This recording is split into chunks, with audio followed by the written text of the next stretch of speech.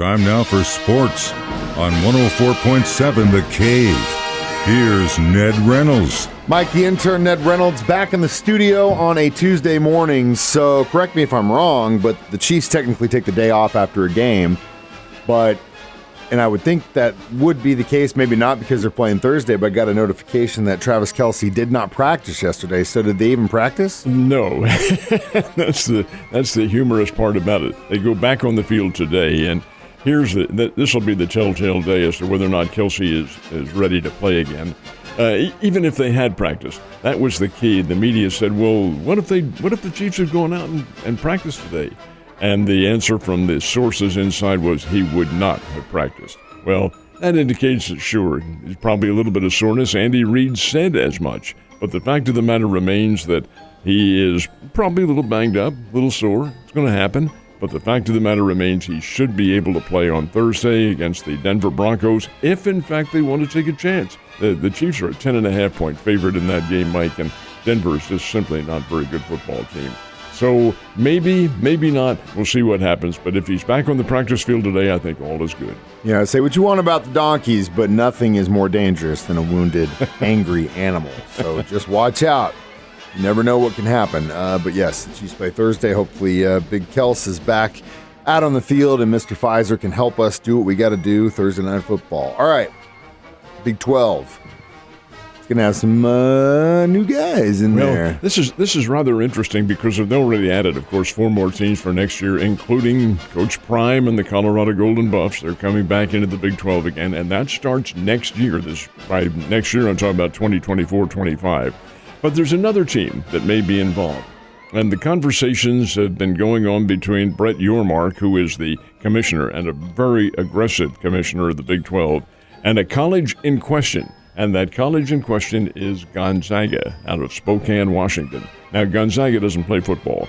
They used to many, many years ago, but they don't now. But they do play basketball, and they're a very good basketball team, and they want to be in the Big 12.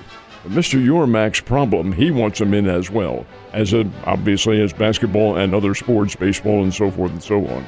But the other Big 12 teams, and it's more like about the Big 16 now, are saying, do we want to go out there? Spokane is not exactly a major, it's not a major city, and the travel arrangements are going to be a little difficult and so forth and so on. So that's a question they're mulling over. But if everything is decided and the financial discussions come out in their favor, then the Gonzaga Zags, or Bulldogs, as their official mascot is, would be a member of the Big 12. But that's still a ways off. Maybe and maybe not, because they're talking about next season. Whoa. And that's pretty quick. That's a quick turnaround when it comes to things like this. Usually it's like an act of Congress. You gotta go through, and then the paperwork, and the lawyers got to get paid. And don't forget about the agents, too. Oh, and everybody else. All right, so last night, I needed Josh Jacobs to score me 25 points to win my fantasy football game. He scored 19, so I lost by 4, which really 19's pretty good. If you lose, he could have scored 100 points. If I lost, it still doesn't matter. But how'd that game go last night? Well, the Raiders won the game 17-13 over the Green Bay Packers. Interesting call toward the end of the game. The Raiders had the ball in Packers territory with a 4th and 1. Now, this is late in the game, and instead of going for the first down and who knows how much more, they opted for a field goal, a 52-yard field goal, and it wasn't any good. 17-13, the Packers got the ball back in the closing minute of the game, got the ball downfield, and Jordan Love threw in the end zone, picked by the Raiders, their 3rd pick of the night. Jordan Love threw 3 interceptions last night, and therein is the difference in the ball game. Raiders win at 17-13, broke a losing streak that Las Vegas had, but hey, they're not a great team, but they're not bad either, and they do play hard. I've got to give the Raiders the nod on this one.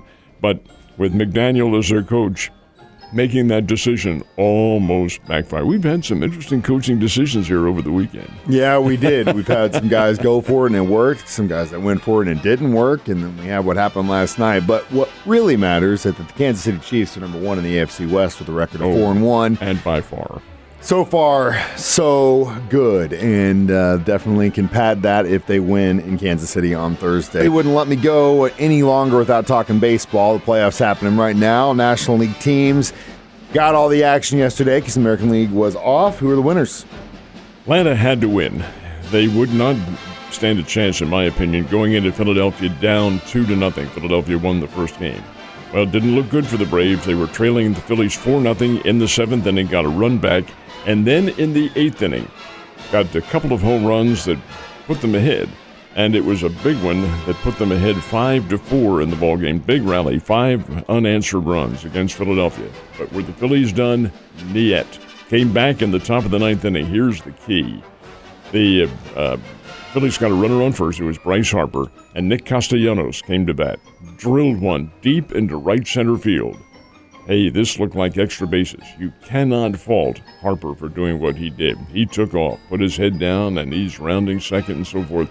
The center fielder, Michael Harris, made a great catch up against the wall, slammed into the wall, turned around, threw the ball in, game-ending double play.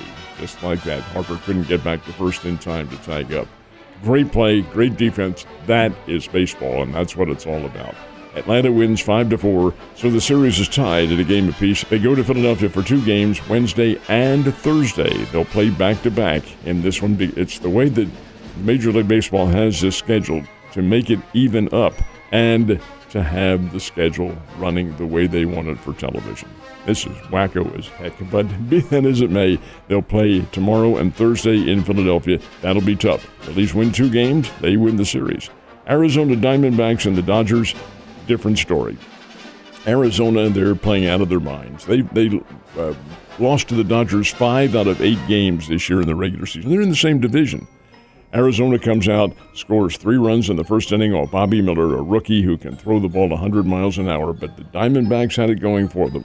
Came back and held off the Dodgers 4-2. And who was Arizona's pitcher? Former Springfield Cardinals Zach Gallen. Out there, he's pitching. He's a Cy Young candidate. Pitching great baseball. Arizona leads the Dodgers 2-0, and they go to Phoenix for the next one, which is tomorrow night. Looks like they were paying attention during the regular season. That's what that sounds like to me. All right, it's something I think you, I, and everybody else in the entire world that likes college football have been waiting for since they announced it that it existed. Blowing up the 4-team college football championship playoff situation. It's just not fair, and especially after watching what happened. It's happened so many times where you go, well, what about this team and the validity of who they played, and there are so many different things. Let's get rid of it. And that's what's happening. It is out this year. This will be the end of it. This is the final year for that 4-game playoff. Next year they go to 12. So how do they decide who the 4 teams are? Well, they have what they call the Bowl Ranking Committee, and these are the official college football rankings. You can have AP, UPI, and everybody else who puts out rankings. The Bowl Committee is the one. First rankings will come out the last day of October, which is October 31st, and it's a Tuesday. And then from there on in, Tuesday will be the key day until the championship teams are selected. The way it works, 25 teams are ranked. The top 4 are the ones who make the playoffs, and that comes to an end this year. And then from there on in come the major bowl games, and right on down the line until you finally get all of them filled. It's a pretty interesting situation, but this is the last year for it. October 31st will be the first day, and there's sure to be a jumble as the weeks go on. Overall, at least right now, your top 4. I would pick Georgia, Michigan. They're not in the top 4, but I would pick Oklahoma. I was going to say, man, they looked really good against Texas, but it's those you can't look at that team and say they're that good because of that. It's because of that game. That rivalry is why Texas was ranked. They're both undefeated. Hell yeah, but and now you have only one who's undefeated, and then I'm going to have to leave Alabama out of this. But I'll go out to the West Coast and pick the winner of the Washington-Oregon game, which is this Saturday. The winner of that one would be my final 4 as of now, but there's so many things that can change. There are a lot of teams. I know Alabama could be in there. You never know. Alabama deserves to be in there. Yeah, and Texas could win out, and the other teams could lose a couple, and they could be in there. Keep in mind too. Now the Big 12 Conference has a championship playoff, and that championship playoff is quite likely to be Texas and Oklahoma again a second time. Yeah, but it doesn't necessarily mean if you win that you go to the playoffs, because K-State won it last year and they didn't go to the playoffs. It doesn't necessarily mean that, but assuming that everything is equal from there on in and everybody wins, that would be the winner.